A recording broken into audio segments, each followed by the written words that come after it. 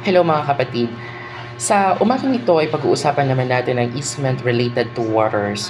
So marami kasi sa ating mga kababayan ang nagkakaroon ng awayang magkapitbahay na may kinalaman doon sa tubig baha, lalo na sa mga probinsya kung iyong bahay ay nasa mas mataas na parte at ang iyong kapitbahay ay nasa mas mababang lote. Madalas itong nagiging dahilan ng away ng magkapitbahay sapagkat yung mga tubig na nagmumula sa mas mataas na lote ay bumababa pababa doon sa mas mababang lote kung saan ay kasama nitong dumadaloy ay ang mga batong maliliit at ang mga lupa na nakahalo doon sa tubig baha. So, ano nga ba ang sinasabi ng ating civil code tungkol dito? Balikan po natin ang Article 637 ng Civil Code na sinasabing the lower estates are obliged to receive water naturally and without man intervention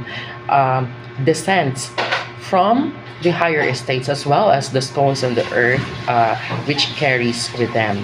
So, napakalinaw po na obligado kang tanggapin yung tubig na nagmumula sa itaas na bahagi kung ito ay natural na dumaloy mula sa itaas. Maliban na lang siguro kung talagang kinanalan ng kapitbahay mo yan, papunta lahat doon sa harapan ng bahay mo, abay ibang usapan na yan. Pero kung natural naman talagang dumaloy ang tubig mula sa itaas at mas mababa naman talaga yung lote mo, wala kang magagawa doon kundi tanggapin yung dumadaloy na tubig baha.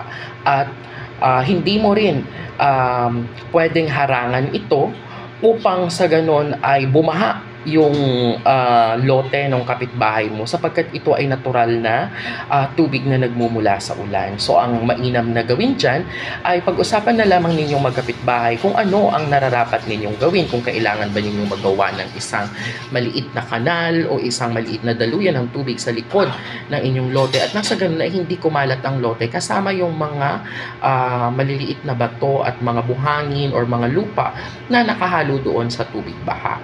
So, yun lamang po mga kaibigan, naway may natutunan tayo sa umagang ito at maraming salamat.